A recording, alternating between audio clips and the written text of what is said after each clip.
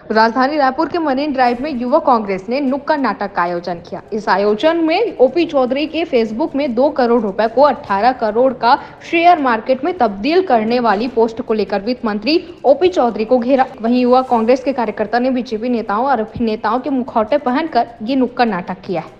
हम ओपी चौधरी जी का विरोध नहीं कर रहे हैं। ओपी चौधरी जी जो बेवकूफ़ बनाने का काम कर रहे हैं छत्तीसगढ़ को, इतनी जल्दी उम्मीद नहीं थी कि बजट सत्र के दौरान प्रदेश का वित्त मंत्री राज्य में विधानसभा के अंदर एक अलग बजट बताता है और एक 2 से 18 वाली शेयर मार्केट योजना उन्होंने जनता के लिए अपनी इंस्टाग्राम और फेसबुक के माध्यम से बताई। ये केवल और ये जो योजना है और ये जो आरोप जो विरोध है, ये मैं नहीं कह रहा, ये स्वयं ओपी चौधरी जी अपने मुखवाणी से उन्होंने कहा है कि कैसे कोविड काल के समय में जब वो कहते हैं कि मेरे पास जीने खाने का स्थिति खराब थी, चूँकि नौकरी चले गई थी, चूँकि वो चुनाव हार चुके थे और पार्टी की सरकार भी चली गई थी। ये वर्ड टू वर्ड शब्द माननीय ओपी चौधरी जी के हैं। उसके बाद वो कहते हैं कि मैंने अपने दोस्त लोगों से, पैसे वाले दोस्त लोगों से 2 करोड़ रुपए की उधारी ली और उस 2 करोड़ रुपए से आज 2020 के बाद 24 में 3 साल के अंदर उन्होंने 18 करोड़ रुपए बना लिए शेयर मार्केट में। तो ये जो जादू की छड़ी वाली चमत्कारी स्कीम माननीय ओपी चौधरी जी की है और चूंकि वो प्रदेश के वित्त मंत्री के पद पर आसीन है, तो प्रदेश का युवा ईमानदारी से हम आज एक बार उन पर भरोसा करते हुए हम उनसे निवेदन कर रहे हैं कि ये स्कीम का लाभ प्रदेश के प्रत्येक युवा को मिले।